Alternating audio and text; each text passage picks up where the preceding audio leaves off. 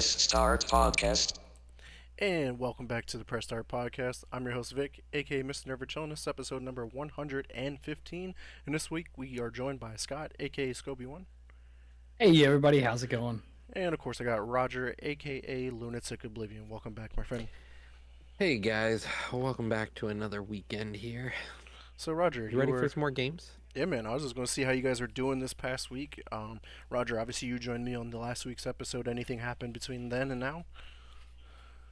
Not really. I'm almost done with Like a Dragon Ishin, which is actually really nice. I did get to Jusant this week. That was awesome. And like I've been playing MTGA like crazy. So like this week has been pretty fun. Like I decided to look at how many hours I had into Like a Dragon Ishin, and I was like, oh god, I spend way too many hours in this game. I'm up to 50 played hours in that game, and I'm like, shit, it feels like a game, like a classic game from my youth, just like playing, you know, on the N64. Like I'm sitting there and you're like, you forget how long you play those games for, like 8 hours a day, 4 days a week. You're already up to 32 hours. I just didn't even realize how many hours I had put into this over the past few weeks. Yeah, it's pretty crazy. So Scott, you were off. You missed last week's episode. How you been over the last 2 weeks? I did. I've been pretty good.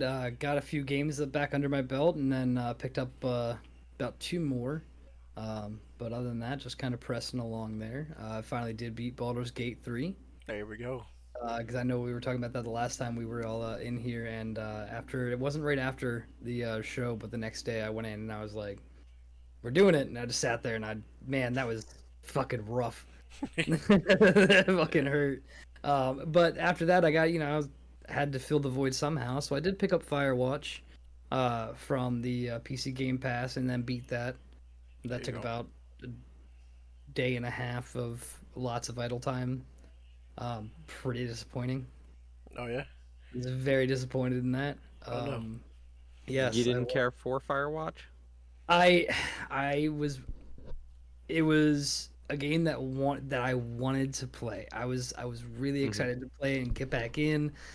The way that the game was set up and the way that the storyline was set up was fantastic.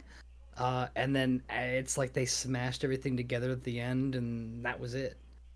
Like the whole survey, like scientist team, you didn't get anything out of that. It felt like that was supposed to be a huge part of the story, and you didn't get shit. And then they only answered one question, maybe two. And that was like the first night you were there and you were being watched by some guy. Turns out it was an old fucking watcher. And the whole game is just rushed. It's almost like they spent all this time building up this storyline, and then they're just like, "Oh, sorry, there's a fire, guys. We gotta get the fuck out of here. Like, gotta get out of here. Bye. You don't get to learn any of this. You don't get to see any of this. Fuck the few hours that you spent there getting actually like into the storyline and like wanting to learn what was going on. Why was that company, science team, whoever there? Why were they watching you? Because it wasn't just that guy who was doing all of that shit. And then it's like, oh, you find out the one guy was the guy from the first night with the flashlight, and then that was it. And he's like, and there's a fire, you gotta get out of here. The fuck? It was annoying. I was like, that was it? I was like, man, I was really getting into like the mystery, like trying to see what was going on, like really, really feeling it, and it's just like Well, what got me, like, I kind of figured it out early, and that's why it didn't feel so bad for me. Like, when I first got locked in the cave the first time and somebody slams the door behind you, I was like, oh god, what's going on? And then as I was exploring, I saw something, and instantly I guessed the ending, and I was like, oh, big sad. Well, you kind of knew, and you kind of knew what was going on. Like it laid like that one little bit out of there. Maybe that was their big gotcha, because like, oh, it's so lightly talked about, and then now it's this big thing, and then now the game's over. And first off, they didn't need to give us the fucking up treatment in the beginning of the game. That was some fucking bullshit. That was some absolute bullshit. I was sad for no reason. I was upset Like I'm coming into this game just really upset, just really like sad, and then it's Hmm. like then you fuck me with that bullshit. And I was like, come on, guys. I was like, you gotta be serious. Like, fuck. Yeah. Yeah. Honestly, that game, I thought there were moments like for me, I didn't feel like the game was too bad. And like as you say it, I'm like, yeah, it does actually feel pretty rushed at the end of the game. So I kind of did feel a little bit like gypped out of a story there because it was like, oh, wildfire, everyone's got to go, go, go, go, go. And the guy's Yeah, like, hey, and just so you know, my fucking son died and I've been here forever. And you're like, okay, it cool. Okay. wasn't me. It wasn't me. I'm like, that's exactly what somebody who it Yeah. was would say. Yeah, like I didn't kill him. He Like, just, he, it was an accident. I yeah, didn't do it. And it's he like, okay, didn't but sink I his get it. he didn't sink his hook in as deep, like all that good stuff. Like, okay, that's one like little bit of story, but then you got this whole like science Hmm. bullshit, like all these people that are there, it's all fenced up, and even Delilah, the person on the other end of the radio, who you never fucking meet, by the way. Uh, Biggest, biggest biggest tease. fucking Ah, yeah, like, ah. and I'm like, even she's like, "What the fuck's going on? Why are they doing this? I don't know." Blah blah blah, and you're like, "Oh man, this is gonna be like some super Yeah. weird mystery. Something's wrong with the park." Like, and then they're just like, "Nah, get out." It's I just was like, all normally explained I was away, and like, you're like, okay. I was Like, like, I man, was really excited for some, like, super, like, sci-fi fun ending, but it was just like, no, it's just normal dudes fucked up normal yeah, things in their life, and you're like, yeah, wow, like, and it was a good story, don't get me wrong. it I just felt was. like the storytelling lacked. It left a lot to be desired. By the end of it, I was just like, that was it. You've got to be Hmm. shitting me. No So wonder this game's only 4 hours because they left the other 16 back at the fucking studio. I was like, I hear that. God damn. Let's talk about a success story here. With me finally beating Liza P. I did beat that the other day. It actually that the last boss, like I just cheesed the fuck out of it. Like I, Roger, You, you told me you it used took. Roger Yeah, strats? it You took you. used Roger Yes, strats. you Okay, okay, told me okay, it yeah, took yeah. like 2 or 3 hours for you to beat. It probably took me like less than an hour. Like I literally picked it back up. I almost beat that final boss in my first 5 minutes of my stream. Died. I was like, fuck. I had to go buy all my fucking throwables again. Went back in, beat him in 9 minutes or whatever I think it took me. But yeah, the first like stage one was just super simple. I like my stream beforehand.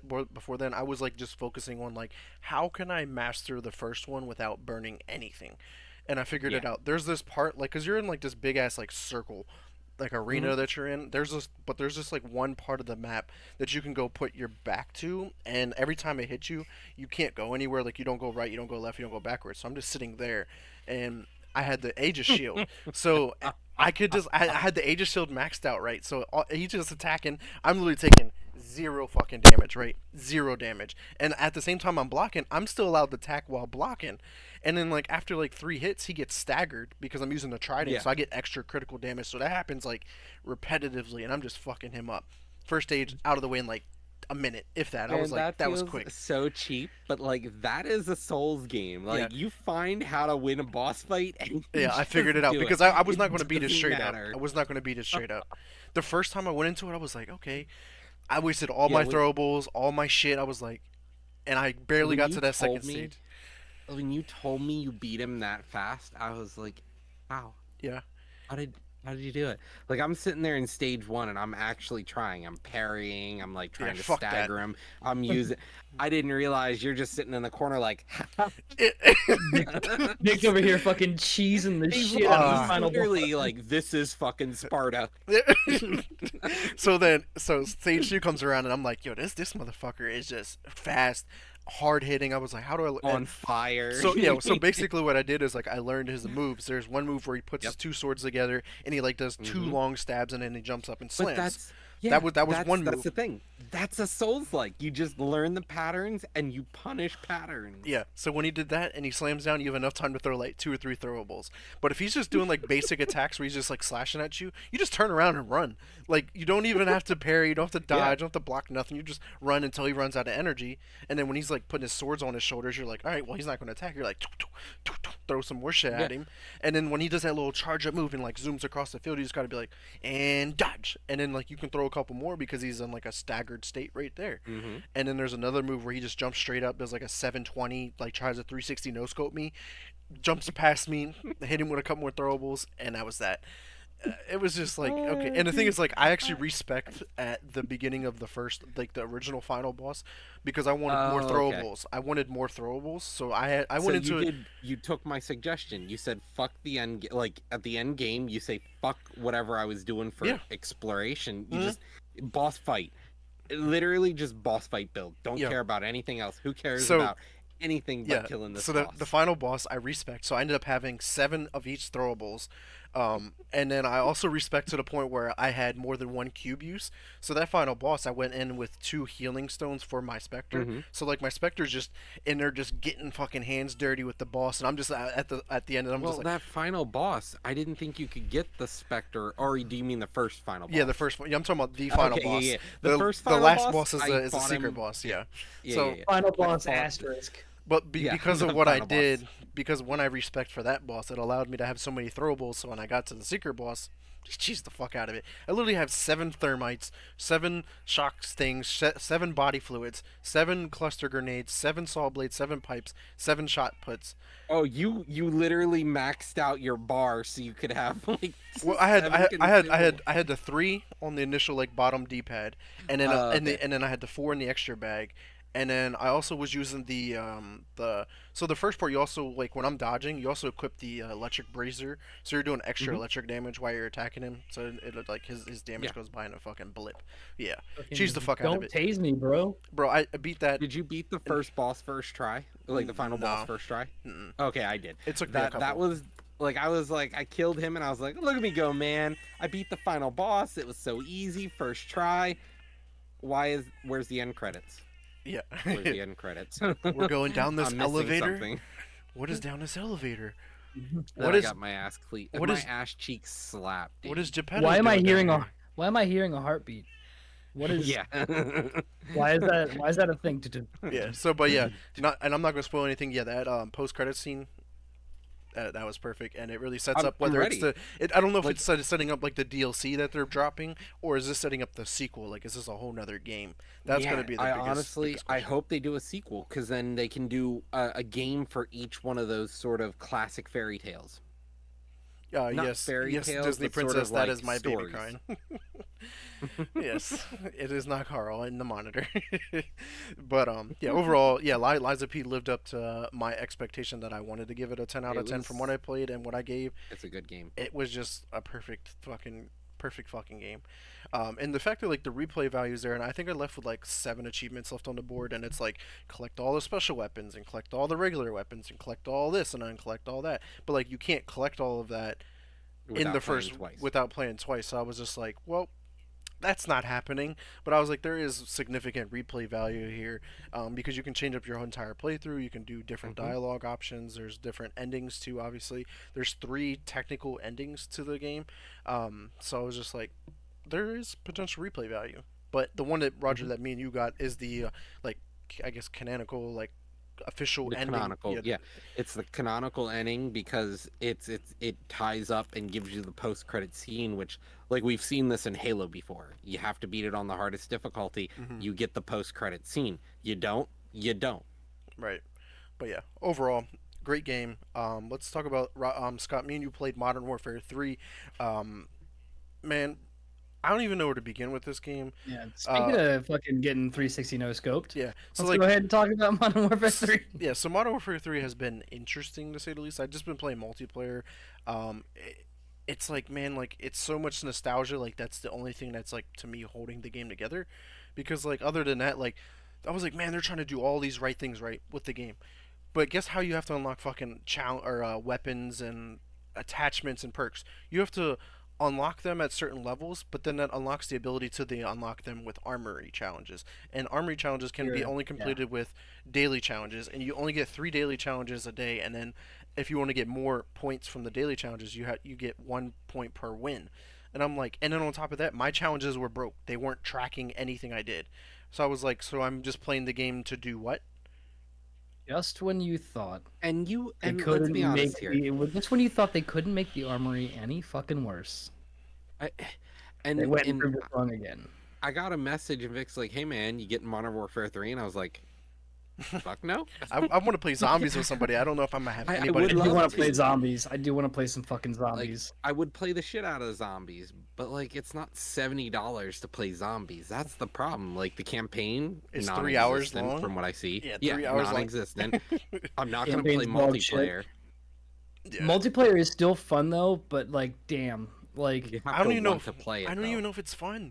Like it is super fucking sweaty. Like the skill-based matchmaking in this it's game is like turned the fuck up through the roof. Like this every game is sweaty as fuck. I can't have fun in the game because I have to fucking sweat my balls off. the sweat is so fucking real. The sweat is so goddamn bad. Like absolutely fucking. I log in. I logged in for the first time. Got in. Hopped into Favela was the first map that I got. I went like it was like 16-6 or like 17-5 or something like that. I think it was 16-6. And I'm like, okay, like this, yeah, like this feels kind of like how it used to. I'm like, all right, cool, like this is good. Like I'm playing with their preloaded classes, and then after that, it was fucking Jesus Christ. It was like a doctoral program for cheek clapping, and I was the fucking dummy body because I was getting fucking absolutely shit canned. And Oh, trying shit. so hard to play like objectives and everything like that, and I'm just going like fucking. I And the think rest of your team's like, I'm here Dude, for kills. almost every It single don't one of even them. matter I'm if here they're for going kills. for kills. Like it's I'm just sitting almost here impossible to fucking play yeah. because then I'm sitting here. What was our last map? I'm the entire other squad was nothing but quick scopers inside.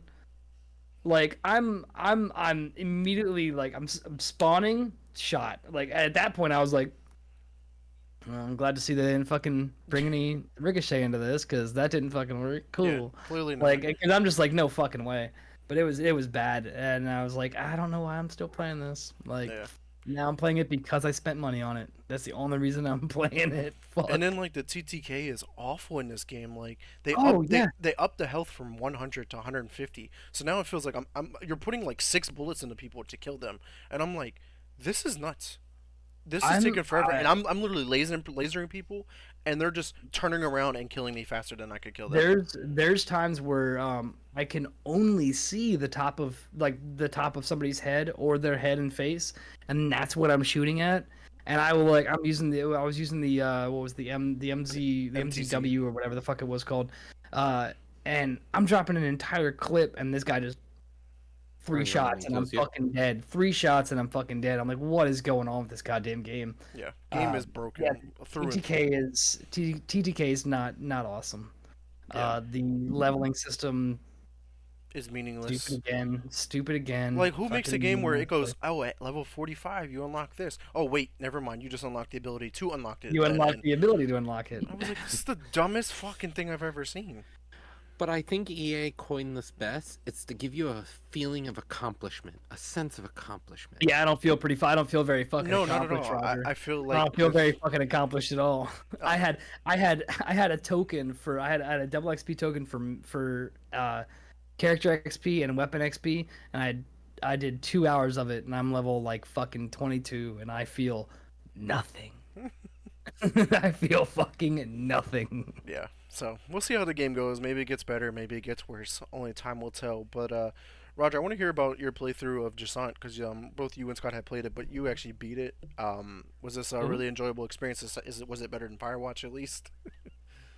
I actually didn't like Jasant as much as I liked Firewatch. Like, my initial opinion on Firewatch is still unchanged, and I'm gonna leave it where I left it on my list.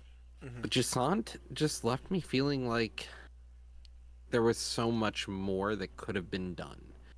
It just left me feeling empty at the end. Like, cool, why did I play this? What did I accomplish? Like, the free climbing was cool. Like, it's not like there was one way to go through a mission. So like, you're playing Tomb Raider, for example, is a big one that has the same sort of mechanic, or Uncharted.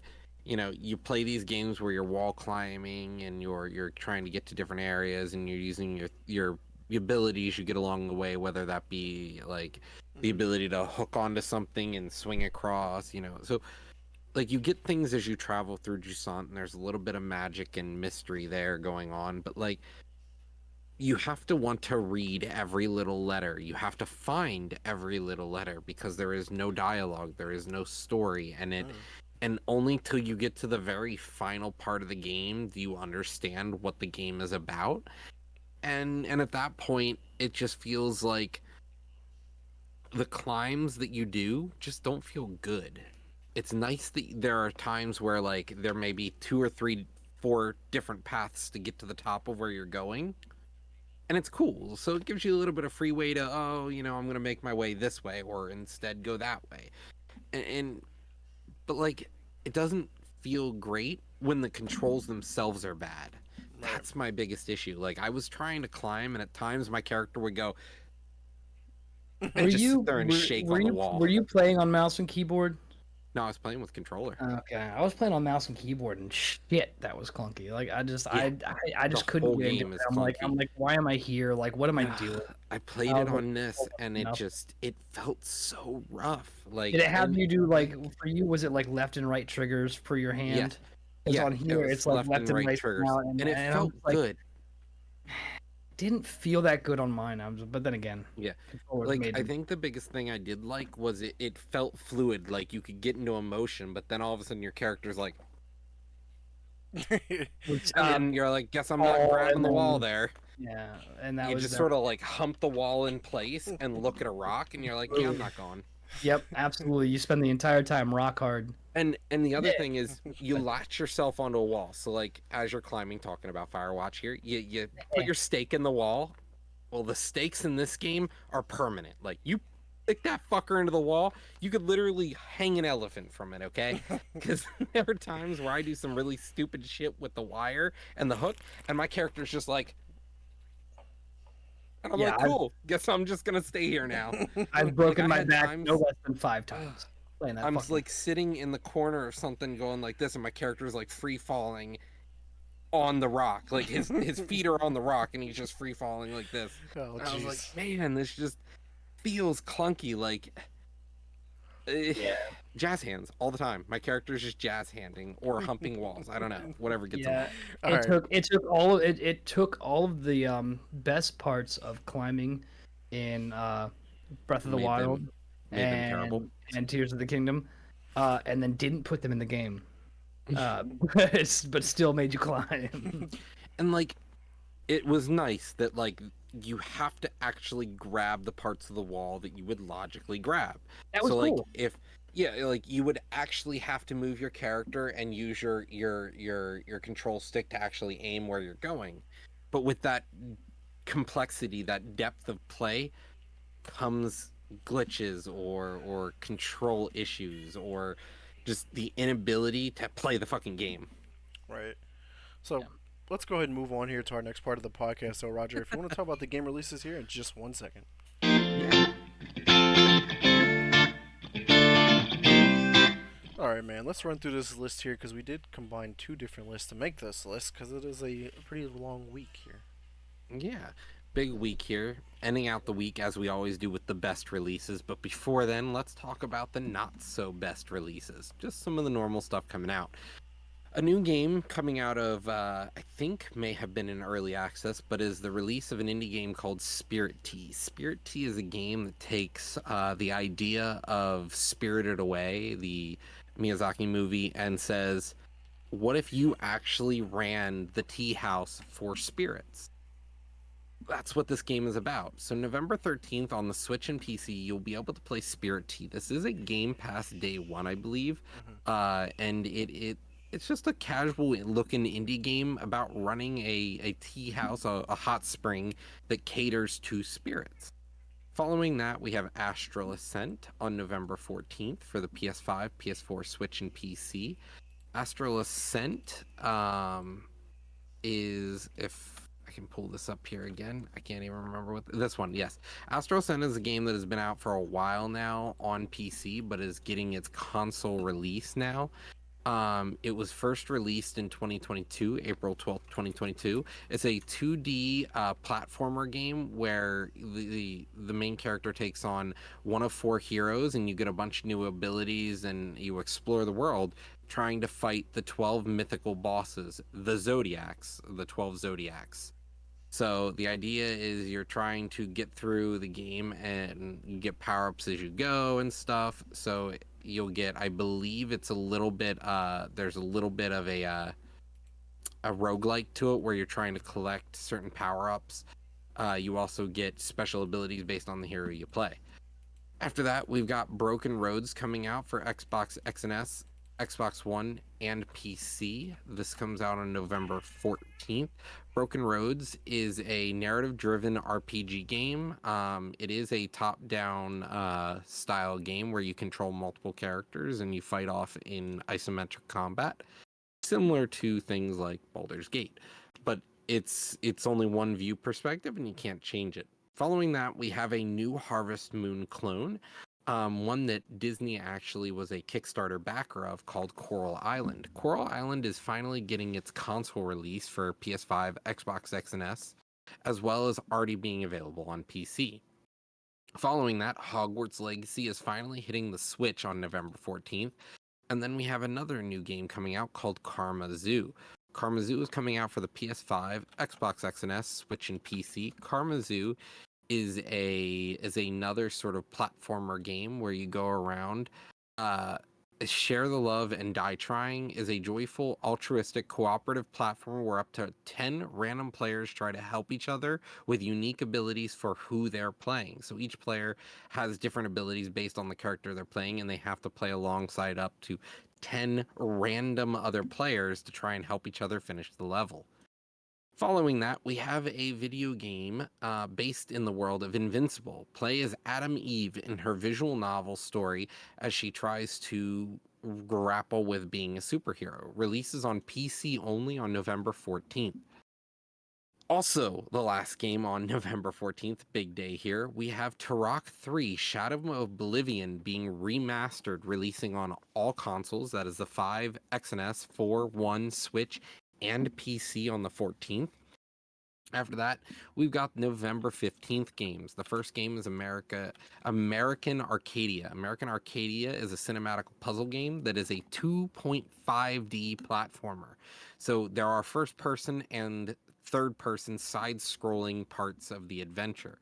You control two different characters in two different worlds. One's playing, I believe, a 3D and the other one plays a 2D version of the game. And their stories sort of collide into the climactic finish. Following that, we have The Ascent of Ashes. The Ascent of Ashes is a game, post-apocalyptic colony simulation set in a dystopian future. You build and defend your base, manage your survivors, and try to live against hordes of enemies. It does play similar, it looks like, to XCOM in the sense that you'll be fighting in like cities and around vehicles, and the idea is to be able to help survive raiders, aliens, and remnant soldiers of other factions in a real time with pause combat. So the ability to sort of, instead of selecting your characters to shoot, you'll actually be controlling your characters in real time. Next up, we've got Checkmate Showdown coming out on November 15th. Checkmate Showdown is only going to be on PC. Enter the ultimate arena of cerebral combat where strategic thinking meets explosive fighting action. It is a chess game, but also has, when the chess pieces collide, you actually have to do a side-by-side fighter game. That's a neat Not the take. first time this has been done, though, which is interesting enough. Victor and I used to play a Xbox 360 game, I believe, and it was about demigods, and you would move your pieces across the board, OG Xbox. and when they collided, I thought that was 360. Nah, that but was if it was OG, OG, damn. because that was on the Yeah. modded Xbox that your Pat got for you. Yeah, so that game, the concept has been done before about, tabletop, like a tabletop board game meeting a fighting game. So like as pieces collide, instead of being like rook takes pawn, it's like my fist kicks your pawn's ass. And It then was you Wrath move on. Unleashed is what we were playing. Wrath Unleashed, thank you. Wizard's So, chess. like, Yeah, wizard chess. pretty much. It's not the first time it's been done, but it definitely won't be the last. Looks interesting, but it's only available on PC. Then we've got the same day, Lake Season's Greeting. This comes out for every system: PS5, PS4, Xbox X and S, one PC. Sorry, not Switch. So Lake Season's Greeting is a DLC to the original game called Lake. It's 1986. Meredith Weiss takes a break from her big city to deliver mail in her hometown. You follow through her life as she leaves the big city to go back to her rural town, and it's just a game about doing just sort of, tasks and chores, and it's like a story exploration game. It's from 2021, but now you're getting a DLC called Season's Greeting. Season's Greeting is there is really no description for the. There it is. Grab your snow boots and a cup of hot cocoa. It's Christmas time now in 1985, and you take on the role of Meredith's dad this time, Thomas Weiss, and you'll be treated to a warm reunion with Providence Oaks and its inhabitants. So you get sort of a backstory to this other game. It's a small indie studio, I believe, that's releasing this game, and it's now the DLC for it. Next up, we've got Teardown, a PC game that's been out for quite a few years now, is finally getting its console release, but only on the next gen. So if you are on PS5 or Xbox X and S, enjoy Teardown, a game about voxel buildings and how to blow them up, destroy them, hit them with construction equipment until there is nothing left. We've seen November this at one 15th. of the events that we covered live when they showed this Yes, trailer because someone drove like a it vehicle was. through the building, like off a ramp Yep. through the building.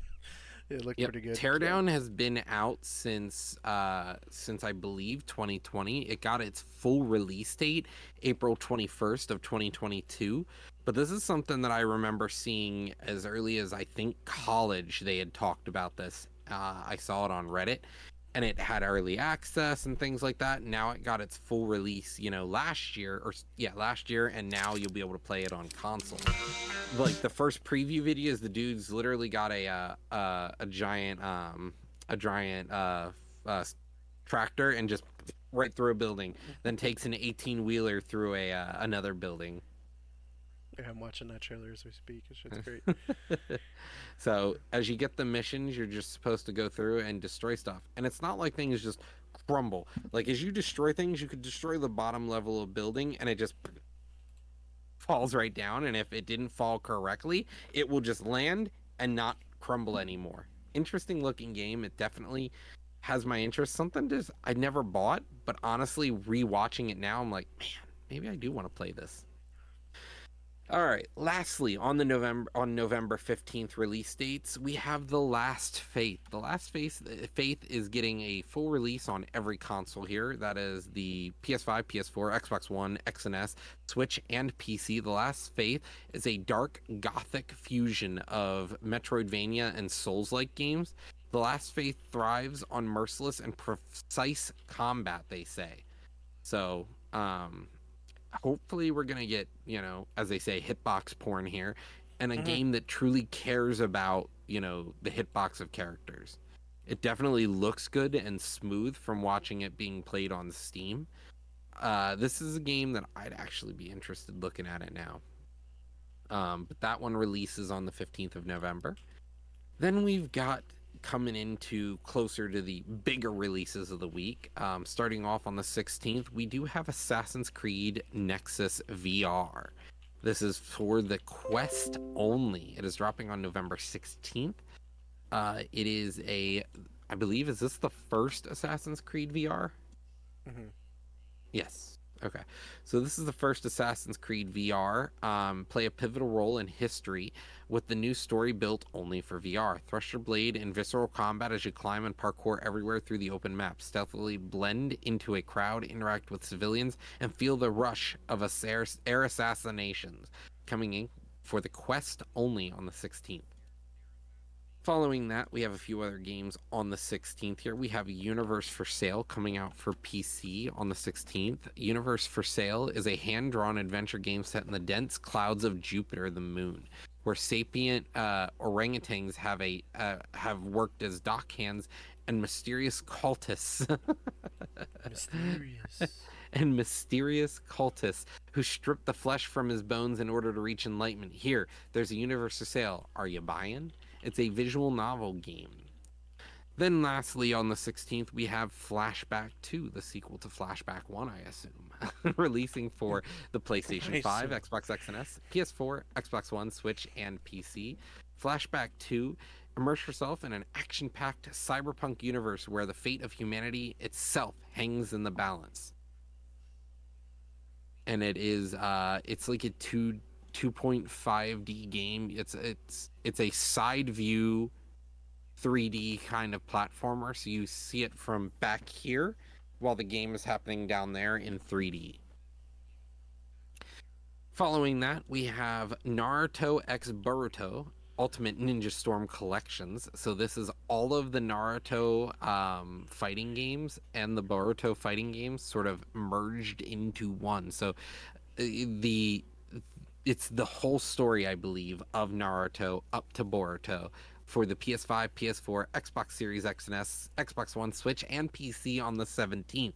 Now, for the big hitters of the week here, Persona 5 Tactica, day one, on the Game Pass, day one, PS5, PS4, Xbox X and S, Xbox One, Switch, and PC will be seeing Persona 5 Tactica. And if you have Game Pass, you can play it free. Then following that, we have another big hitter that blew people away a few months back at one of the Nintendo Directs, Super Mario RPG Remake for the Switch on November 17th. All right, guys, big list here. Almost, I think 20 games, actually. So 20 games coming out. What looks interesting to you? Because we've got 2 of them coming to Game Pass alone. Go ahead, Scott. You're muted. Sorry, the dogs were barking earlier, and I wanted to not have that showing up. Last Faith looks really good. Looks really fun. Definitely interested in that. Obviously, Super Mario RPG is a heavy hitter for I would assume all of us. I will most likely be playing that. But if I am not playing that, I will most likely be playing The Last Faith. Just because that does look super fun, and I'm really hoping it is hitbox porn. Just so we can have that. Other than that, I mean, I'm a big Naruto fan, but I'm not sure if I'll really be picking that up. And Persona 5, if I'm looking for something new on the Game Pass, it'll might cure the itch. For sure. And out of these 20 games, if you want me to be honest with you, none of them really piqued my interest. But if I had to pick one, it'd be, I guess, start Super Mario RPG because I never played the original. So now this gives me a chance to play the remake. But Persona 5 Tactica looks pretty cool. I've never played a Persona 5 game. I do know that this is a different take on the franchise as well. Because it's similar to like Mario vs. Rabbids kind of gameplay that I'm familiar with. So, and it comes to Game Pass, so it's an easy access where I can check it out. If I'm not a big fan of it, delete. Just kind of move on from it. But yeah, not really much going on here. I don't have a VR headset, otherwise I would check out Assassin's Creed Nexus. But yeah, man, outside of that, not much going on here for me at all. But what about you, Roger? Are you excited for any of these? Yeah, honestly, Super Mario RPG, I'm gonna probably go pick up on Friday. Like, that's a game that I've wanted to play forever, and now to have an access to like this game in new fidelity is just like I know what I'm gonna be doing for a week or 2 or 3. Like, I've already got 50 hours here into Yakuza. Might as well throw some new Throw hours some more. into something else. What's another 50 hours into Mario RPG? I hope it won't take me 50 hours, but let's be honest here. These Right. RPG games aren't short typically. Like, back in the day, some of these RPGs were really long. And I'm excited to play this one. I know Jeff Slugs, one of our community members, is huge. This is like his favorite game. And I just at least once a month he mentions it. It just comes up in casual conversation about video games. We're like Super Mario RPG, and I'm so interested to try it.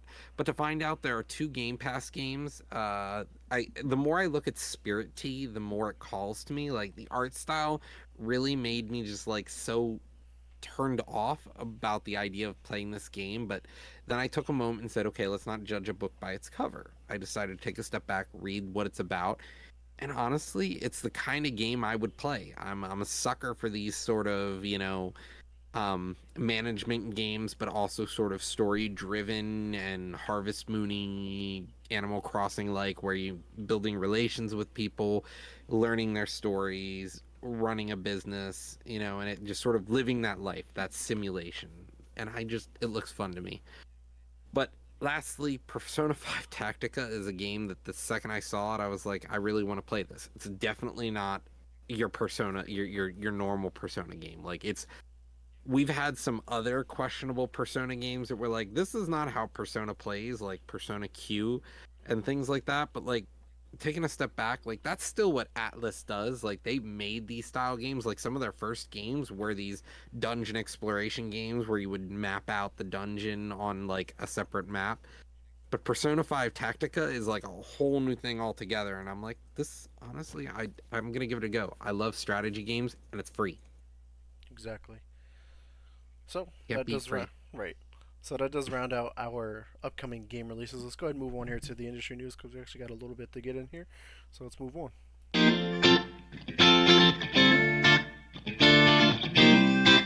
All right, I'm gonna kick it off here with some Ubisoft news. This one's interesting just because like it's just adding to the long list of companies just getting hit with layoffs.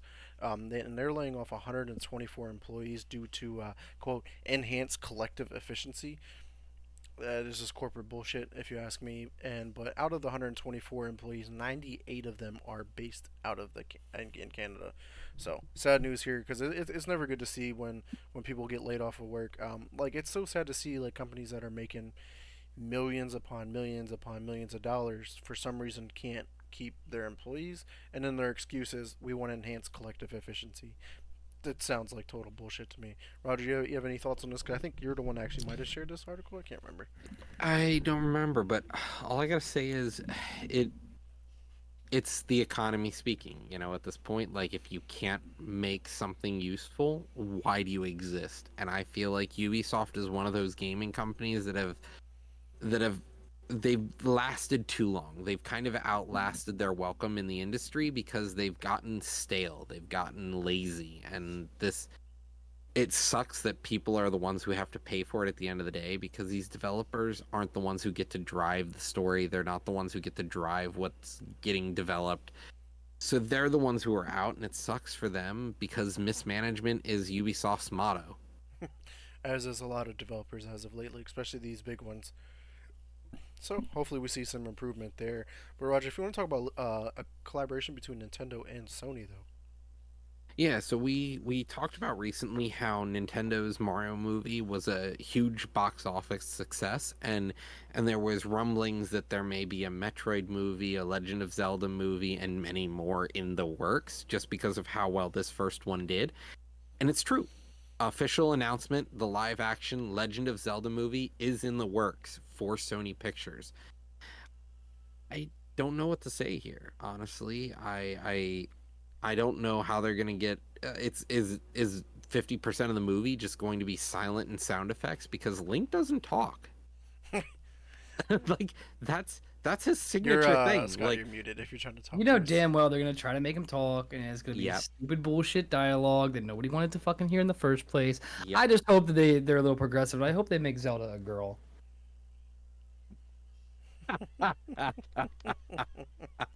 Honestly, it's I really hope so. you Yeah. know, We'll see how it gender goes. bend I'm out just here. really curious though to see that why they teamed up with Sony to make this because if I'm not mistaken they just created Nintendo Pictures or whatever like their own movie part of their company. So I was just like, why would they outsource this like one of your main They IPs? may have already It's had the deal signed it's so they have long to ago. blame when this shits the bed. Yeah, it's all Honestly, yeah. PlayStation's fault. All Sony's fault. Fucking Sony. Fucking Fucking Sony. Sony, dude. They just do it all the time. They did it to Batman versus Just Superman. ruining the Japanese market one day at a time. They did it to Justice League. Those fucking assholes. So They Scott, can't make a goddamn movie. Scott, if you want to round out our industry news here, you did drop an article in regards to Blizzard last minute here. So what's going on with Blizzard? Yes. So we got some bittersweet news coming out of Blizzard. So after 32 years, the senior art director Samwise Didier announced that he is retiring. He announced that about 2 days ago, back on the 10th. For anybody who's not familiar with Didier, then I don't think you've played any Blizzard games, because his art style was wholeheartedly responsible for a lot of the Blizzard art style, the art styles that have become synonymous with Blizzard. He did Warcraft, Starcraft, Diablo, World of Warcraft, so many other things. He's been there since 1991, and he has just had his hand in everything as the senior art director. So basically, he is to the art of like World of Warcraft, what Chris Metzen was to like the story and lore. He's wholeheartedly responsible for a lot of that. He's also created the Pandarians from World of Warcraft: Mists of Pandaria, and he's just been huge in that company since they started. Before it was even Blizzard, it was like Silicon and Synapse or something.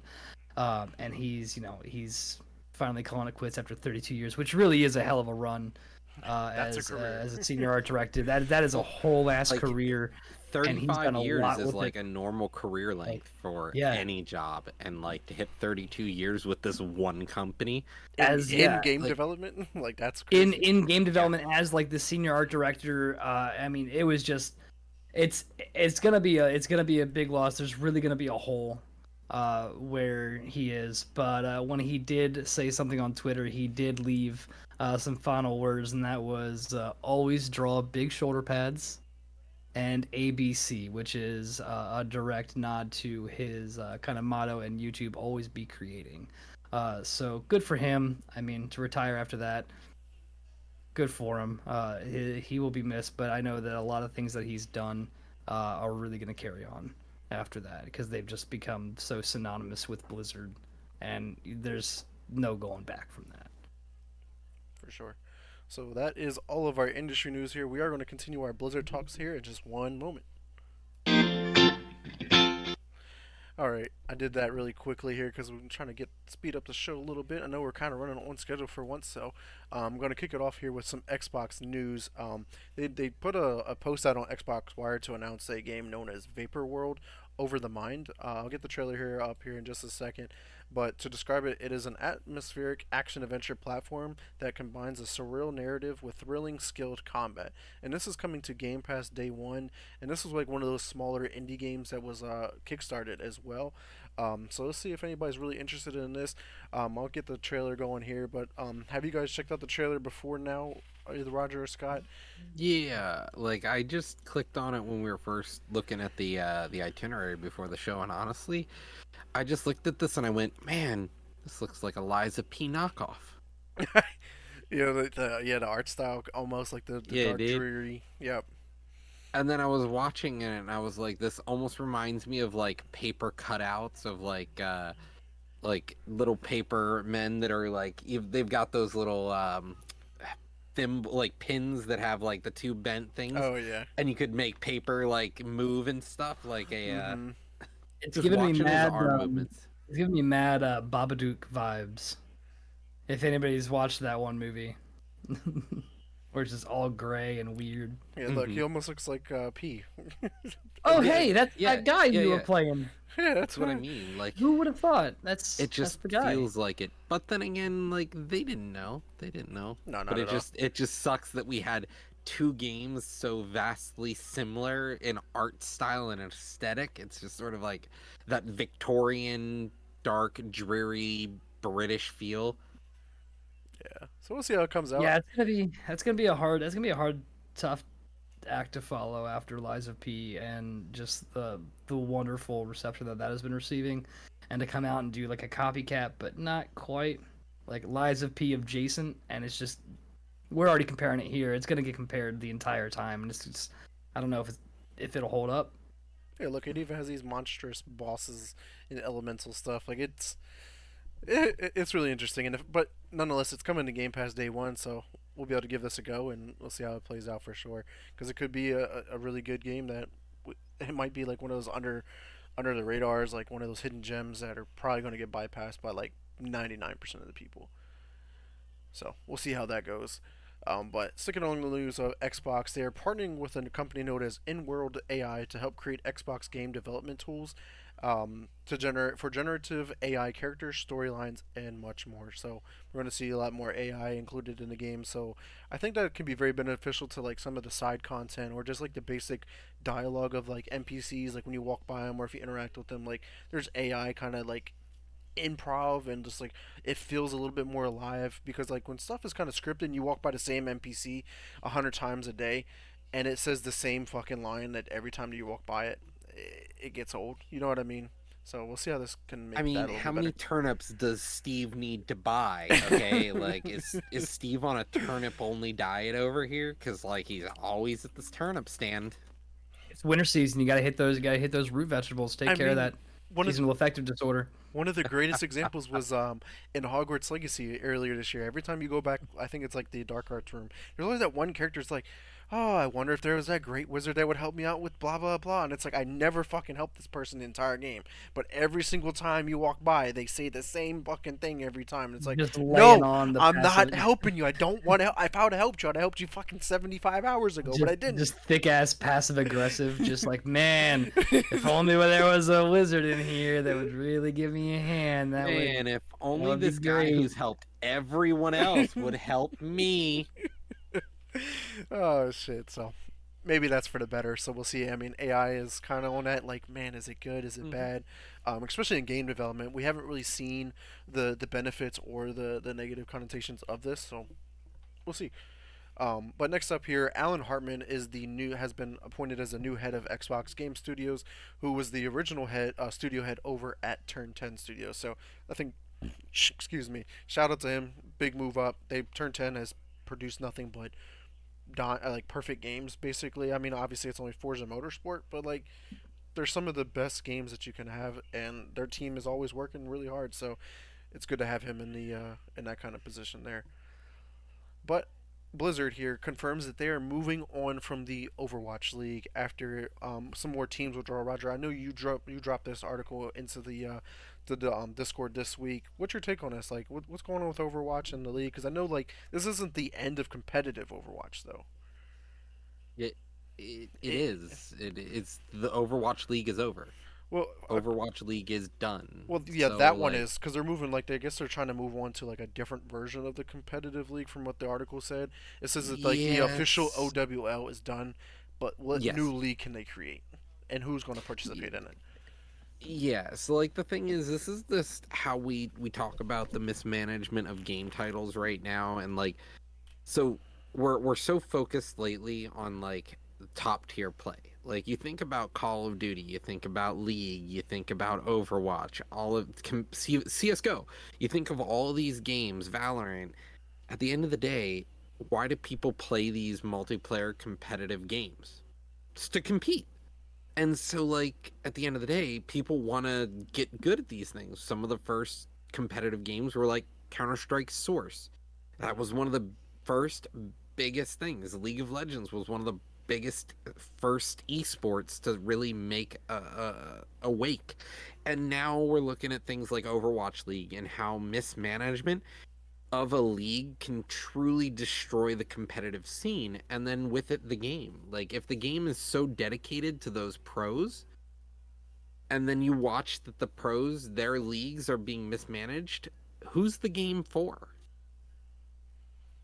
and I'm interested to see where we go from here, because like all these teams are leaving, they're quitting, and so like where do Yeah, we go? They treated it like a cash farm. They didn't treat it like anything other than just a source of income for for the shareholders. That was yeah. I mean, we seen that from day one. The fact that it was really just a reskin of Overwatch One, and maybe added like one or two new characters or whatever. Like, you basically just gave me the same game, and you got rid of the old game that actually was working just fine.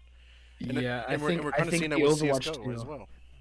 I think Overwatch 2 will be seen as one of the great mistakes that was really made. That's When like a they could have added some characters, added some maps, stuck with Overwatch, optimized that, did everything they could for Overwatch, and then not give us this absolute shitstorm that was Overwatch 2 with these fucking absolute bullshit lies to try to get people to buy it. Mhm. This bullshit they were spewing out to everybody, and then now this. I mean, That's gonna go down as one of the greatest mistakes Well, in recent history for clearly gaming. Activision Blizzard doesn't get the memo because what are they doing right now with Call of Duty? They basically just reskinned Modern Warfare 2, gave you Modern Warfare 3 with maps from the old Modern Warfare 2. We brought over everything from Modern Warfare 2 to Modern Warfare 3, but it's a new game for Yeah. $70. Honestly, I'm just gonna say it here. Activision, not Blizzard. Activision, I feel, because they're the ones who truly bought Blizzard and just kept their name. Hmm. Activision is the one who's like, at the end of the day, they're the new EA. That's what it feels like. Right. I mean, hopefully Xbox can turn them around because all of these decisions have been made before Xbox has officially taken Hmm. over. And it was great because like when Call of Duty came out, right, and how bad it's been, and they're like, "Oh, this is all Xbox's fault. That Call of Duty's so bad." And we're like, I don't No, think it so. ain't. It's not anywhere close. Like No, it ain't. my man just showed up for his first day of job. He's getting blamed for everything that happened before. Like, nah, that's Everybody not it. boo this man. Yeah, it's not happening there, bro. But Yeah. let's take the time. Oh, go ahead real quick. I was gonna move on. I was just gonna say at this point, Microsoft doesn't have a huge track record with esports either right now. Like they're just not in the scene, and I'm hoping that even though they don't have like even Halo is such like not a big competitive scene compared to many other games. Like we don't talk about competitive Halo. It exists, but like it only exists. Yeah, Yeah. that's all it does. It doesn't So excel. It doesn't let's thrive. hope that they don't drop the ball when it's now their chance to compete, Yeah. build an esports league, build that like thing. I Like almost look at it like now that the fact that Microsoft they have Halo, right? They have Call of Duty and they have Overwatch. They did partnership with Valorant. Like, why don't they create like some? You know how like PlayStation bought out Eve or Evo, yeah, whatever. that Like was what I was literally the about to say. the platform that was set up for fighting games, like tournaments and the Hmm. competitive scene and that. Like, why doesn't Microsoft take the time to create like some kind of platform or buy out a platform that's going to be set up for these competitive, like first-person shooter games, like more of like a 6v6 team-based games? And you're like, it would make sense. You know what I mean? So maybe it's in the works. Maybe we don't know anything about it yet. Only time will And tell. hopefully they turn around Activision Blizzard, who bows down to their Chinese overlords. Right. So we'll see how that That goes. I think will fix a lot of the issues. Free Hong Kong. Free Hong Kong. Free Hong um, Kong. let's take a time to celebrate Xbox here because Starfield does take home the Golden Joystick Award for the Xbox Game of the Year.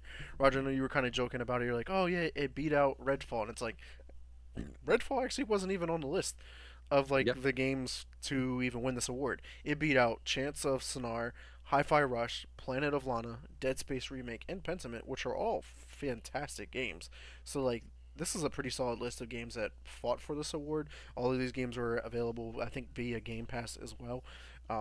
So that was awesome to see. Well, it's cool and all, but also at the same time, like it didn't win the gold. Like it didn't win the Golden Joystick Awards. Baldur's Gate 3 got GOTY Ultimate Yep. Game of the Year. Yeah, It fucking absolutely crushed It it. just only won Xboxes, Game of the which Year. I cannot Like, wait to talk about PlayStations a little bit later on in the Yeah. show.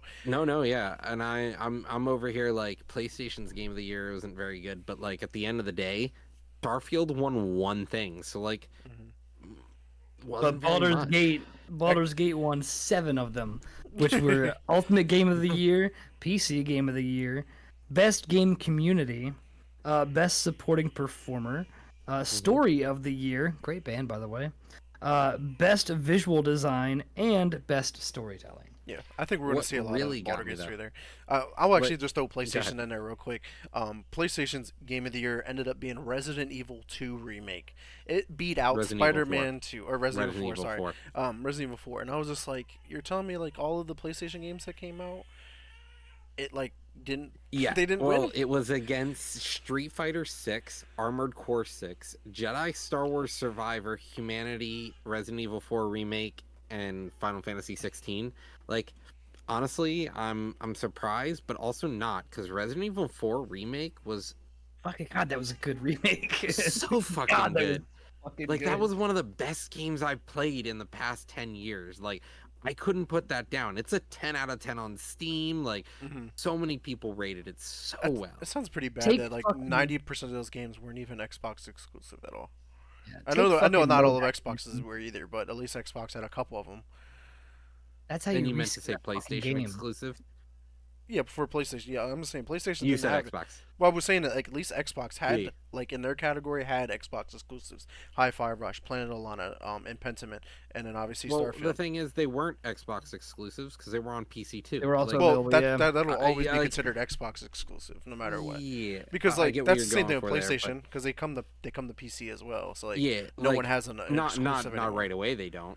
That was what I. Not all of them do, and I think Resident Evil 4, we can see that like yeah, it was the winner for PlayStation, but that take a step back. Why? Because it was on PC. Oh, that's the biggest thing to define a winner lately. Like, But why? if it's not on PC, it's going to struggle. But why didn't Like Resident Evil Final win Fantasy, Game of the Year on Xbox then?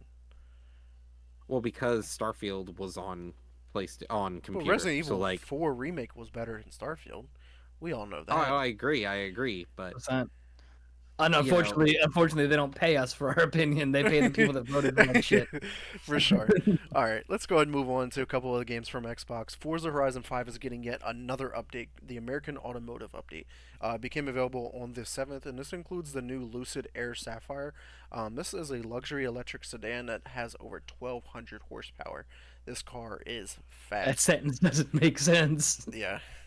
It says it also bringing other American-made cars, adding up to like I think they're well over like 700 or 800 cars now in their collection. So it's awesome to see that Forza Horizon 5 is still getting the quality of these updates, given the fact that Forza Motorsport is out. I know it's a completely different game from a completely different studio, but like though you got two competing racing games going at each other, but like they're two different kinds of racing games. So if you don't like Forza Motorsport, go check out Horizon 5. So it's a win-win. Awesome to see there.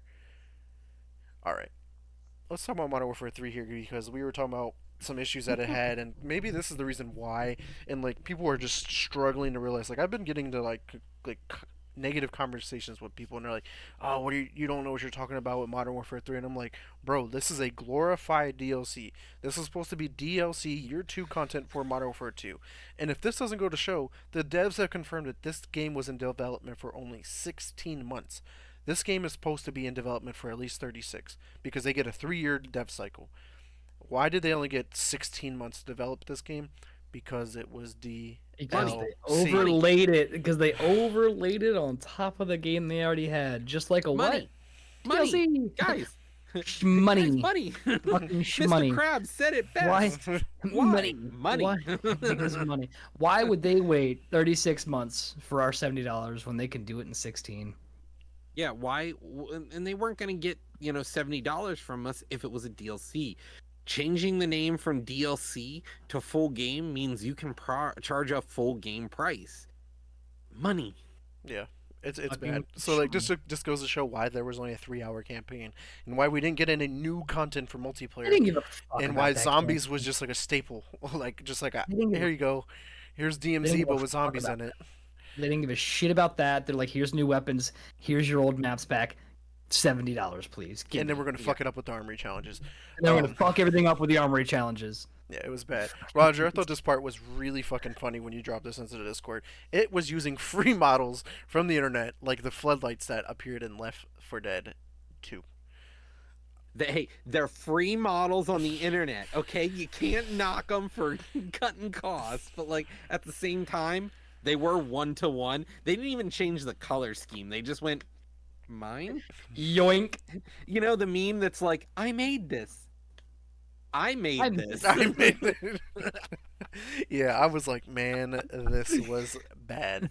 And then obviously another point that we were talking about in the chat was there were some maps already being pulled from rotation due to how atrocious the spawns were. And I don't know if anybody has seen some of the videos. Literally, it was Holy hard. shit. It was hard point on But, Quarry. like- Everybody was spawning in the same 3 spots, no matter what It was team you the were on. fucking worst. And it was like yes. free for all at that point. You're just like It was spawn so that, spawn bad. that, spawn And- kills. And the thing is, Vic, you said you're like, I haven't been I haven't. having trouble with it, I and I didn't. was like, yeah, because they probably pulled the map before you played it. That must have been really quick No, because I started dude, playing I at had- 4 a.m. I still had fucking even today I still had some just atrocious spawn. Like you were spawning 2-3 places tops 9 times, or if they tried to randomize it, you're spawning in the middle of a firefight. Which made no sense. Yeah, I've had that a few times. Literally in the middle of a firefight, spawn, look done. So Like that was so it. you guys know the map High Rise, right? So like Yeah. either end there's like office spaces. So like I'm in this back office space. I spawn in like towards the front windows to run out into like the open area. I spawn around that area. The enemy spawns in the back of the office as the same Behind time you. as I did. I was like, Fucking behind you. this Yeah. doesn't make any sense. How did we end up here? Like I'm just I Hey, at capitalized on that a least few the times. I spawned behind TKS, people. the TTK is so high that it doesn't matter. yeah. to He spawn could shoot me. behind He you. could shoot me in my back. I could takes turn around and forever. kill him. Yeah, it doesn't matter. Yeah, Yeah. you got at least you have at least a 5-minute warning. All right, guys. Let's move on from the atrocious game known as Modern Warfare 2.5 and talk about PlayStation. The other atrocious thing The in the other, room right I was now. waiting for it. So The other let's talk gross about infected elephant in the room. PlayStation news.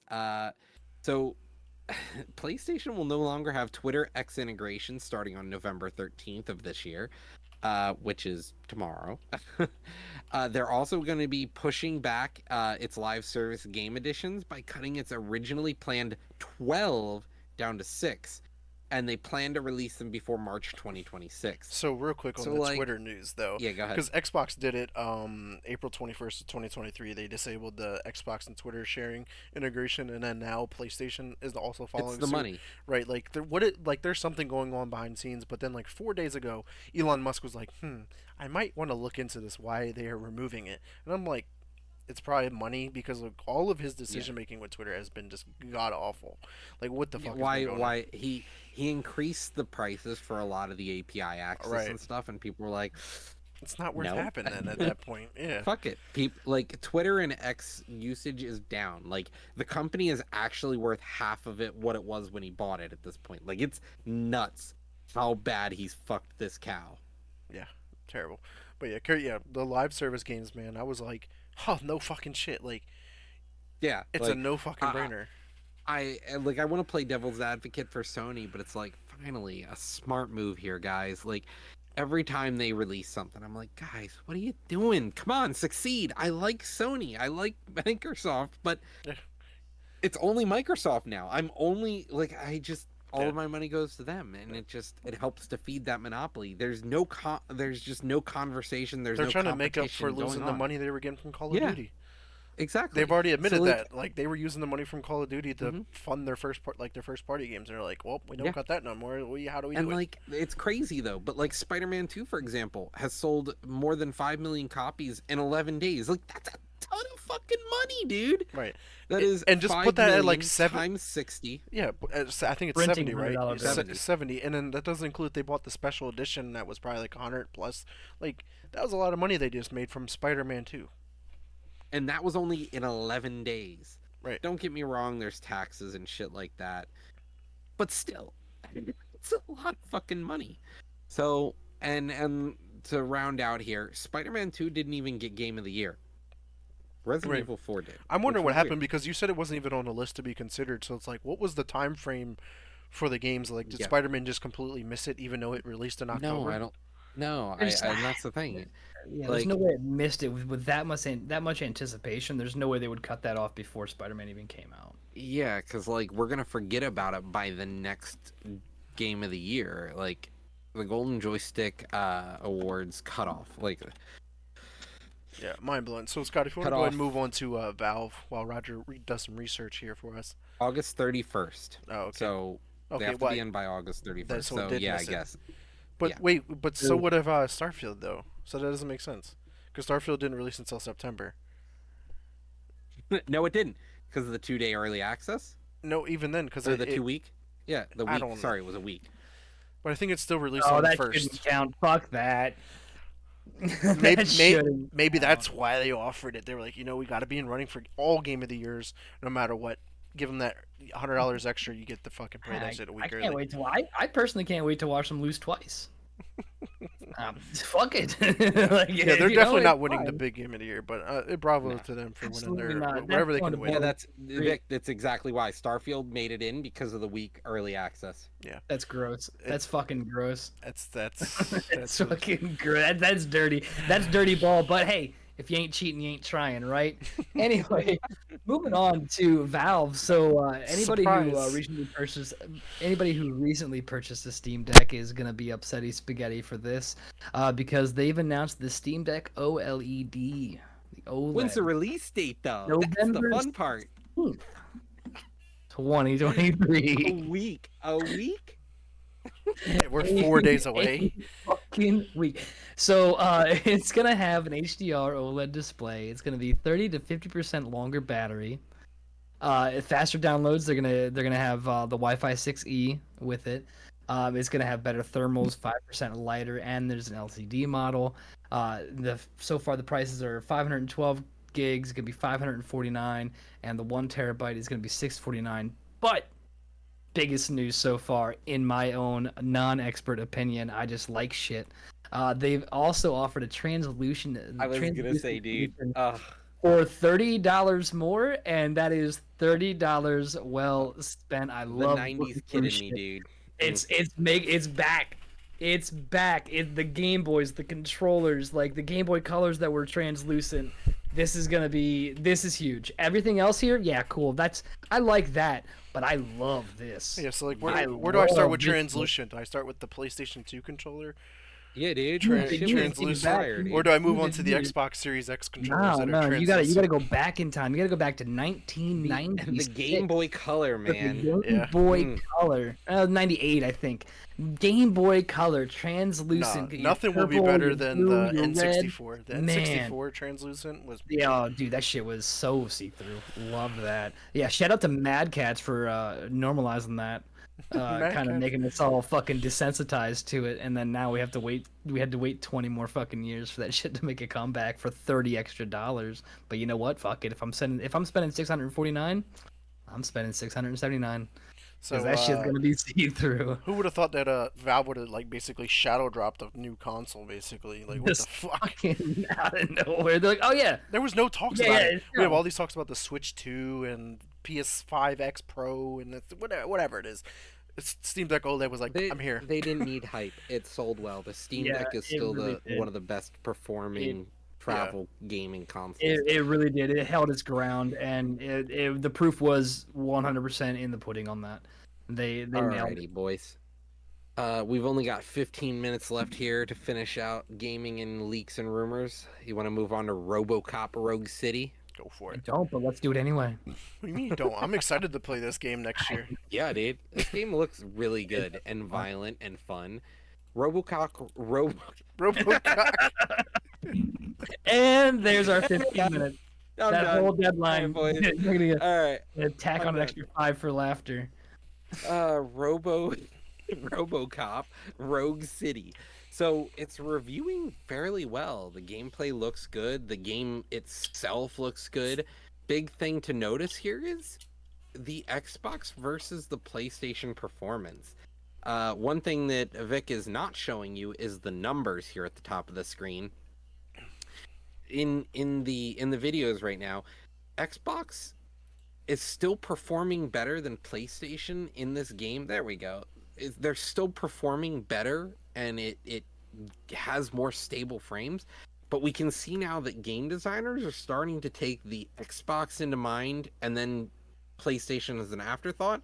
When we see here that Xbox is at a 60 frame, you've got about maybe a 10% downtime where you're not at a full 60, and the PlayStation just never hits 60. Are games now being made? Like, people were complaining about it, but I'm like, at this point, I'm like, it doesn't feel like there's anything to complain about. The game is being built for Xbox now, like all these games are. It seems like it, yeah. Because like this goes Yeah. into the approach like that whole conversation I had before. It was Yeah. like that Digital Foundry was like like Xbox needs to ask these third parties like, why are you making the games like to the PlayStation even though the Xbox has why are this you- much more power? And Why we're are you seeing that they're fucking them? not. That's the thing. We're seeing it now. Every video we watch lately is Xbox is getting the stable 60, Mm-hmm. and then we see some drops here and there, but PlayStation's like, what is going on? And I Right. think this is what we need to actually get PlayStation to think, hey, maybe we don't want to skimp anymore. Maybe we want to do something better. Yeah, so we'll see how that goes. I mean, that'll No, be they're gonna skim. one of many Yeah, games they're that I gonna think we'll skim. see. They're gonna skim. They're gonna Yeah. Steam. They're gonna take all that Spider-Man money and go home. So, Scott, PlayStation wasn't the only company here that was trying to, I guess, make an adjustments on games as a service, but they decided to do it a different way here. Yeah, so Warner Brothers games, they said they're gonna focus more on live service games moving forward, and I think the biggest question we all have is, there's three of Why? us, why? What are they? Yeah, I'm just fucking flabbergasted. Like, Things, clearly, things clearly, that make they're you go, because like one of their I first mean, upcoming games is Suicide Squad, right? Kill the Justice League, and that's going to be a live service game, and they were already getting massive amount of pushback on that. They were like, "All right, we're going to delay the game. We got to rework some things because this clearly the live service thing is not it, but we're going to Yep. redo it. But now we're going to double down on it, even though I'm just- PlayStation's like we're going to reverse, we're going to go, we're going to cut it by 50%, but Warner Brothers we're going like, no, this is it. This is the move. Roger, what's your I'm ideas s- here? I just we're looking at the things like multiverses. We're talking about, Harry Potter Magic Awakened, which is their card game. We've got Mortal Kombat Onslaught. They're looking for those ways where they can get them microtransactions to get themselves them big micro bucks. the goddamn loot box money. Loot They're box doing this shit money, on baby. purpose. They're doing this shit on purpose. That's my Somebody needs a new Bugatti. We need that microtransaction cash. Damn right. I'm at this point, like every time we talk about games like live service games, it's never on fucking games that should be live service. And I'm wholeheartedly convinced the entire gaming industry is purposely fucking tanking this idea. Right, they're in fucking Purposely cahoots. fucking tanking it to be like, see guys, it never worked. And like I literally And had they this can just go back to conversation doing their over bullshit. I had this conversation over a shoot to win. I'm like, look, Call of Duty needs to be live service. And they're like, well, Call of Duty wouldn't be able to afford making their new multiplayer or whatever every year if it was free. Lies. And I'm like, what They are you don't even talking put about? money into it. They take free fucking lighting effects. Right, and I was like, they give you a 3-hour DLC. I was like, you know what? I said, give me a free to give me a free to play multiplayer Warzone and like the co-op experience, right? What? I will happily pay you $20 a year to play a new campaign. I'll $20, happily $30. pay you. 100%. I'll happily pay you every 3 months to get a battle pass. Every 2 months to get a battle pass. Yeah, Well, fuck, I'm people are paying already $20 All doing those it. bundles that they keep pushing in these crossover events is just You mean to raking tell in me they money. can't fucking afford this bullshit? Yeah, I don't want to hear it. Bull. And I was Nah, like- I ain't buying it. And they were like, well, they can't afford it. I was like, well, how does Call of Duty Mobile afford it? Because that wasn't even Activision Blizzard's game.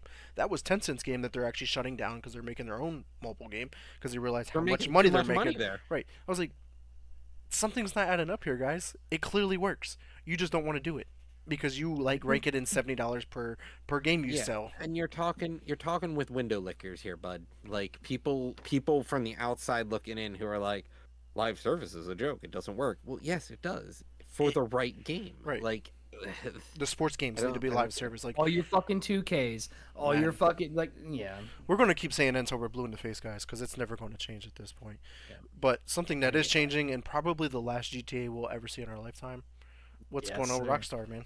So Rockstar did confirm that the GTA 6 trailer is arriving next month. Get fucking hype. So that leaves some questions. We know we have the Game Awards coming up on the 7th. Will we see something at the Game Awards? Will we see something totally kind of maybe off-brand and just out of the blue? Only thing we know is we're getting it next month. We just got to see when. My money's still on the Game Awards, maybe. That's a huge end of the year event.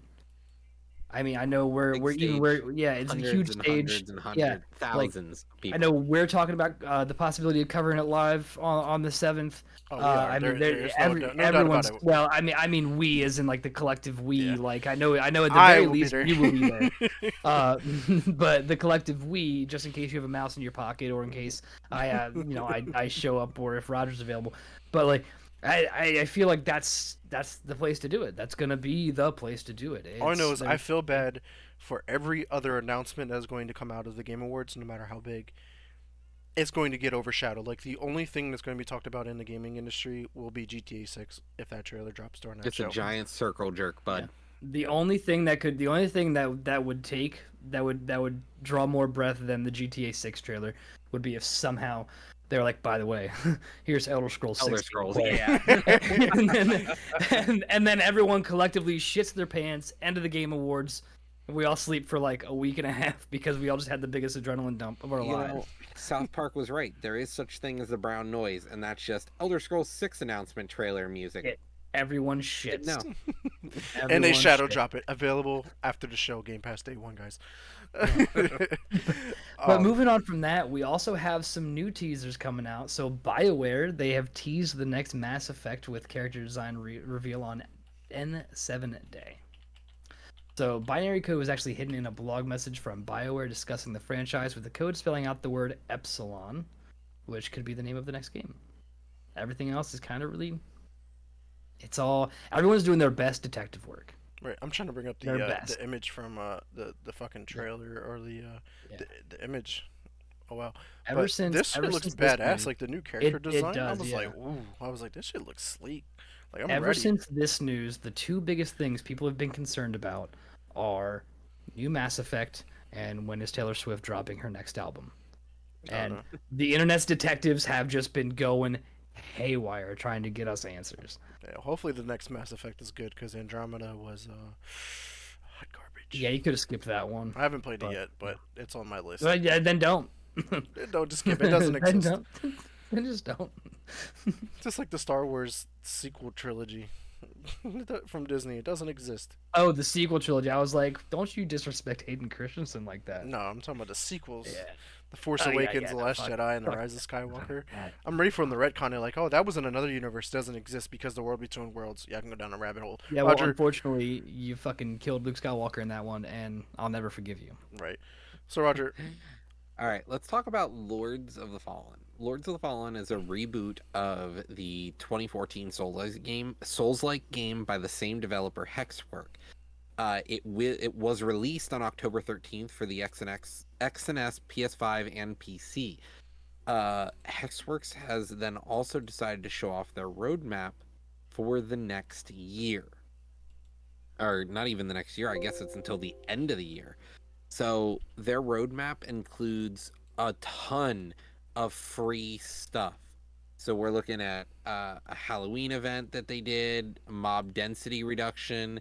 They got a new armor set that they're releasing, inventory changes, new armor, another new quest, more new spells, new attack types, PvE, PvP balancing, new stash in like item stashes, additional secret boss weapon abilities, the ability to rebind your controller, new armor, and then new game plus finally with modifiers to change how your game plays.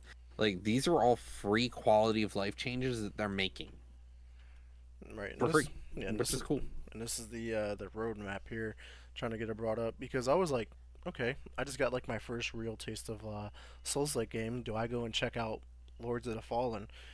And I'm like, it's a possibility. And I was like, obviously, I want to play Bloodborne, but it's a PlayStation exclusive, and I have a PS4, but I know it'll run better if I play it on a PS5. So might as well wait. Honestly, until I it grab doesn't that. play bad on the PS4 to begin with, though. Yeah, well, I have the OG PS4, and that shit might take off, and it might go to outer space. So I don't know. It might I not be played worth it on the OG PS4, and it works great. Yeah, that's just gonna go right out your window. You don't want that in winter. So, Vic, talk about Fortnite. Yeah, man. I was just like, man, Fortnite's in the news. OG map is back. It's rotating through the events that happened before. They're just recycling old content, calling it new content. But this is completely out of left field because this is not related to the content itself. But they're changing. They don't want to be associated with the word death in the game. So like game modes that we're familiar with in like basically every any shooter game is team deathmatch or anything along the lines of that. They're like, we're gonna call it team free for all. And when they announced this, everyone was like, do they not know what the definition of free for all is? It's not team deathmatch. You can't be a team and free for all. Mind blowing on that one. So that's one of them, and then another game mode was Death Runs is being renamed to Skill Runs. So Roger, what's your whole thoughts on this? Like, is this a little bit too censored? I don't know. Maybe they're trying to reduce their rating or something to that nature, where they're trying to help conserve themselves from jumping up to a new rating board potentially. And maybe this is their way of trying to sort of play around with sensors. Yeah. But what what It's what, dumb as what fuck. what's your ideas though on like team free for all? Like it's like contradicting like in its words. I get what you're going for here. Like, honestly, this is one of those things that really doesn't bother me. Like, to me, it's like, call it whatever it is, as long as I can figure out how to start up the game mode and kick some ass. Like That's really all I care I about. feel like Like, there's like a whole bunch of other words you could have used. mm-hmm, mm-hmm, mm-hmm. Yeah, like I'm just flabbergasted. I mean, if it's the rating, then I'm confused even because like it's rated E for everyone. So like even at Mm-hmm. worst, like if it's called team deathmatch, like it'll only put them at a teen. I just Even even so, death is still part of the game. right. You still die in the Do game. We're you just gonna change. die, We're or just do gonna. you Oh, just do get you die or knocked do you? out? No, so stupid. So stupid. We need to bring back bullying at least a little bit. Like that's just I feel like this is getting as bad so as the dumb. NFL. Like literally, someone I was watching the Washington Commanders, even though shout out they lost today. My man got like hit for hitting a defenseless receiver, and then he got ejected for it, and it was like he barely hit the receiver at all, and I'm like, what happened to football? Like football, it's going to be two-hand touch or flag football here soon. Like you barely touch someone, oh, unnecessary roughness, and I'm like, what? Well, they also used to come out mentally handicapped after a rough game. So I mean, they have made some physical No, but stuff there, but they have but gotten so bitch made. my I my blame Tom Brady. It was fucking Tom Brady. But like my If he counter got looked argument to at, that though is like they're like, oh, what about concussions and CT and all this stuff? And I'm like, but you signed up for this. Like this is your job. I was like the prime example that I had the other day was there's a job where you literally climb a fucking tower and you change the light bulb. You do that twice a year. And I'm sure in the job description it said you may die. You may fall off the fucking tower because there's no thing, and they're not gonna be like, how safe can we make it? Oh, we're gonna like hold you from a helicopter. There's pillows. We're gonna lay pillows around, or there's extra netting or whatever. Like no, climb yeah. that ladder, change the light bulb, and hopefully you come back down alive. I've seen that ladder caging too. God forbid you fall down that thing, because not only will you die at the end of that fall, it will hurt the entire Entire way time down. you are dying on your way down for that 15 minutes And I was like, after you okay. hit terminal velocity I was and like, you're if we still I was falling. like, if we want something more realistic, all right, firefighters are going to tell firefighters they can't go into buildings because it's too dangerous. Like, no, you signed up for that. That is your job. NFL, guess what? That is your job. It's part of the game. Hit motherfuckers. Play football. Stop being a pussy. Ooh, get them. And don't change team deathmatch. Roger, Stupid. Roger, Yeah, let's talk about guys. another sensitive topic here because me and you were going at it a little bit about the Christmas massacre. So you marked it for yourself Mm-hmm. here, but I'll Yeah. take it over. Yeah. Christmas Massacre. So a PS1 style horror game.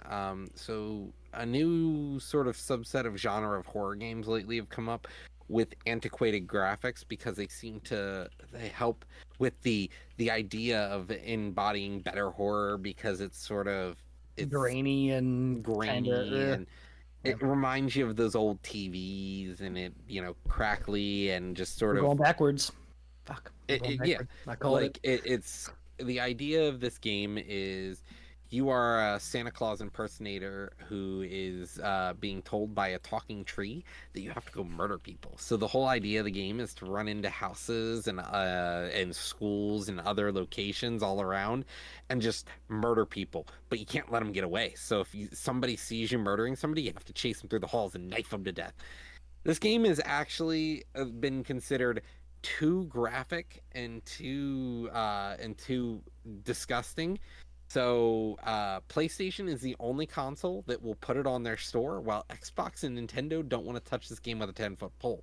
Oh, But if you're on bitches. PC, fuck you. You can play it. Fuck them. PC's good.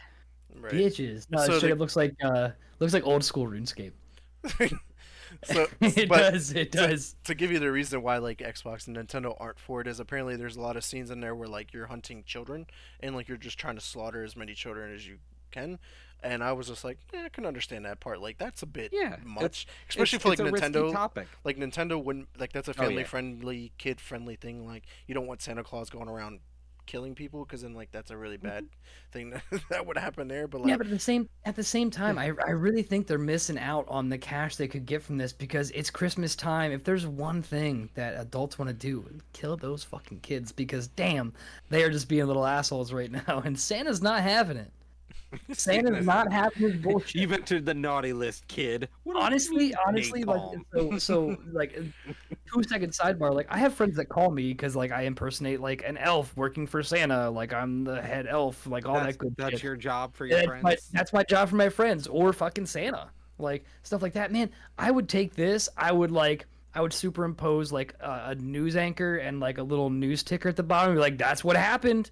That's what happened because they didn't pick up their dishes. That's what is going on right now. They didn't make their bed, and now look at this. Look at Yeah. this. Like, Honestly, this game is just another one of those games and a slew of games that have been like this releasing like this recently. There's a home invasion one that I've seen, a horror story about you being in a car ride back through like, rural America, breaking down and like trying to survive as people are like trying to murder you all the time. Like Yeah. it's definitely not a new thing, but it's interesting to see that they even tried to get it on the Xbox and Nintendo store. Like, yeah, I mean the balls on these guys be like, yeah, no, put it on your store for sure, it's fine, and just be they like, were yeah, like, absolutely, we can do this. no, I don't think so. Yeah, I mean, A for effort. A for effort. All right, guys, let's finish out the gaming news here with just updates to some different games along the way and some minor studios here. Like a Dragon Gaiden, the man who erased his name, peaked at 9,743 concurrent players on the 8th last week. It broke its peak then on the 11th with 13,737 concurrent players. This is on par with the Final Fantasy VII remake numbers. So like this game's doing pretty good, and it's only a small like it was meant to be a DLC like Modern Warfare 2.5 was supposed to be, and so like it honestly it's just meant to be a small game to transition us from the last Like a Dragon to the next one, Infinite Wealth. Now we've also got Star Wars Hunters. It is delayed until next year. We also have a new reimagining of a classic party game, Heads Up. The classic party game from phones is now available on your gaming consoles. I So thought this was this really game that we interesting. did, this was a game originally that you would do with cards, or Right. that you would write something down and you would put a sticky note or a piece of paper on a band around your head. Mhm. Well, this became a phone game and became more popular through the phone game where you would just lift up your phone and you would deal with it. Mhm. Well, it's now able to be played on consoles, which Yeah. is interesting. And it's pretty cool because like it throws it up on screen. You stand in front of the screen, obviously the screen behind you, and the Yeah. words are popping up, and all everyone's trying to act out or whatever, and you're trying to guess it, and someone has the controller and it tells you like yes or no, whatever. Because like on the phone, it's either like up or down.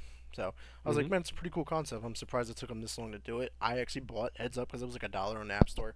I play it all the time with friends and stuff Dollar like well that. spent. So it's like, Dollar well spent. yeah, yeah, a lot of fun time.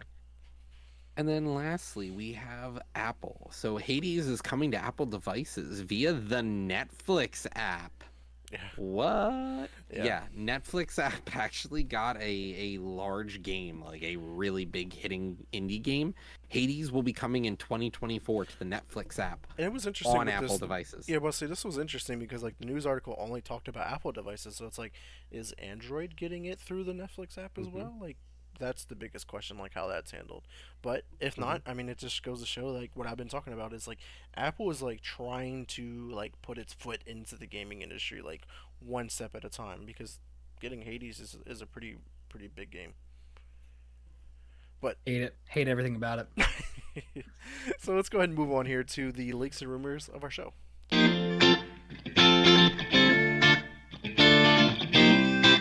All right, we'll kick it off here with Ubisoft once again. This was a pretty big leak that came out because one of the big content creators with Assassin's Creed kind of like leaked out a whole bunch of information. It says leaks suggest that the game will have a dual protagonist approach. One of the characters is Yasuki. I'm Yasuke. Yasuke. Yasuke. This is a unique African bodyguard turned samurai who actually existed in actual history, which is pretty cool to see there. The idea here, though, is there's going to be fewer map markers, leaning more into like actively exploring the world, and apparently they're comparing it to like how Elden Ring kind of handled it, where like you kind of have to discover and stumble upon everything in the game. So that'll be pretty interesting there. but this is going to be a really fucking big ass map because it's going to be bigger than Valhalla, but not as big as Odyssey. But both of those maps respectively were big as fuck, like large maps. So we'll see how that actually plays out. But some of the leaked mechanics include a grappling hook tool like Sekiro and Ghost of Tsushima. There's different stances with the ability to go prone and crawl through grass, which I thought was interesting because like Assassin's Creed has always been known for like stealth gameplay, and this just adds to that stealth gameplay because like It feels more realistic because you right. can hide in grass in Assassin's Creed, but hiding in grass means you just stand there there and they and see they you can't see you. and They like, can't right, see you. right, but You're you're just clearly like, visible. You know, see Grog. Yeah, I hide better in fucking grass in Fortnite than I did in Assassin's Creed. But yeah, I thought that was pretty cool. It says better stealth with players being able to make use of darkness and create dark spots to hide in shadows. So I was like, man, this is actually like some. I feel like next. This is like next generational kind of graphic, like because you're going to yeah. have like those like ray tracing is going to matter in this kind of stuff because like if you don't have good ray tracing, like ray tracing shadows, like is that spot really dark or is it just like a dark spot on the map? Like, is it a shadow or is it not a shadow? And I think that's going to be really cool to see worked into a game like this.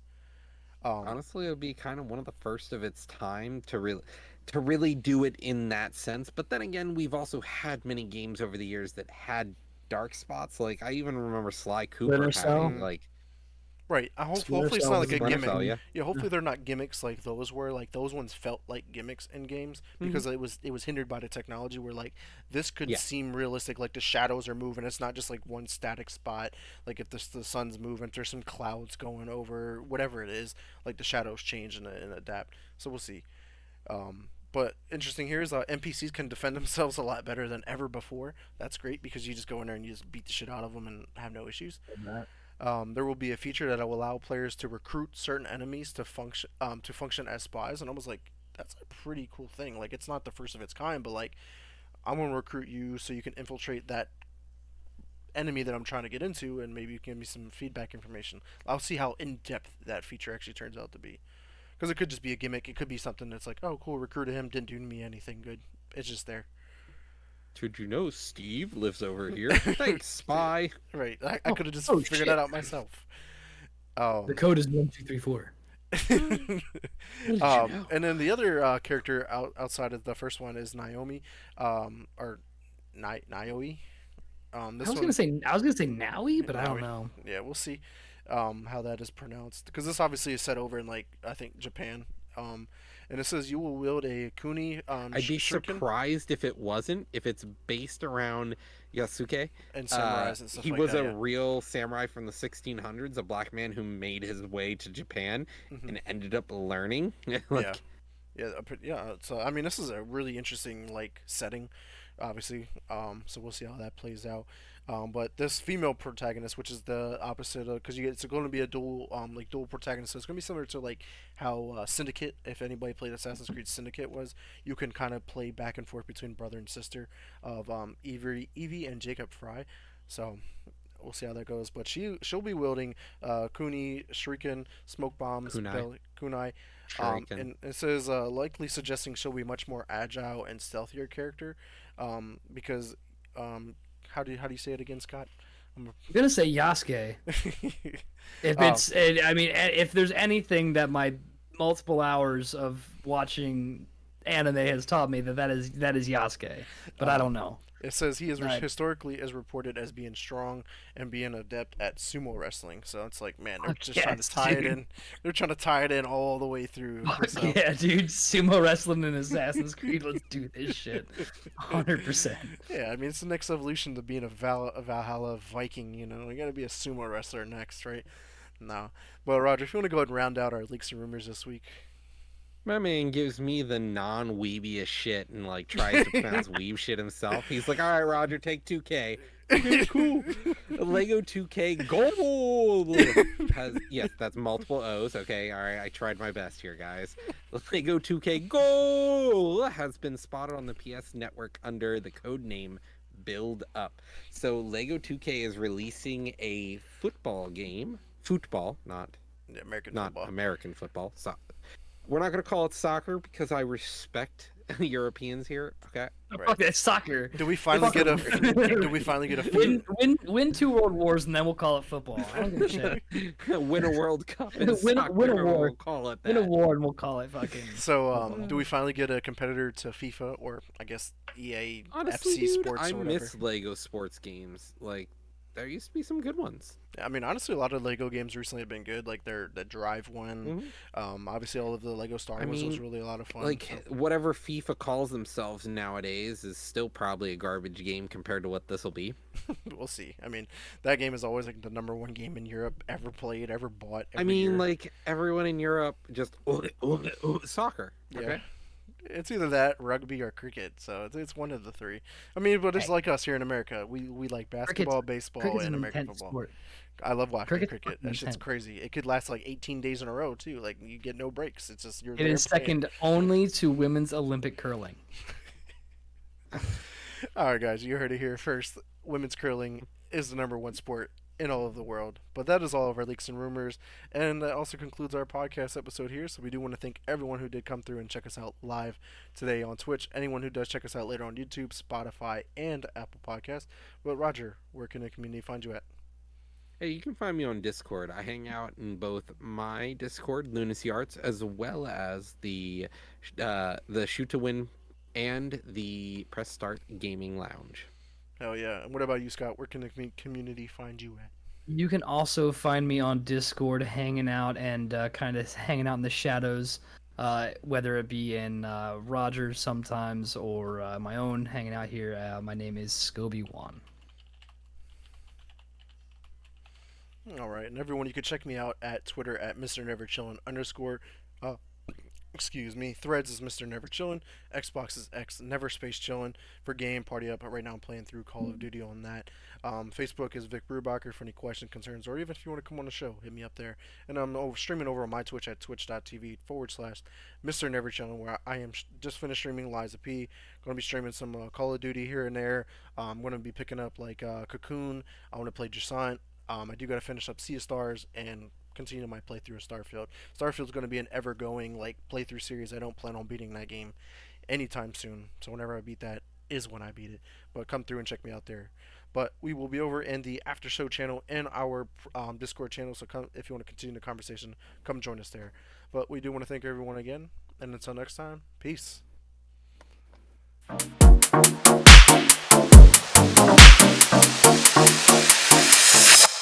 Press Start Podcast.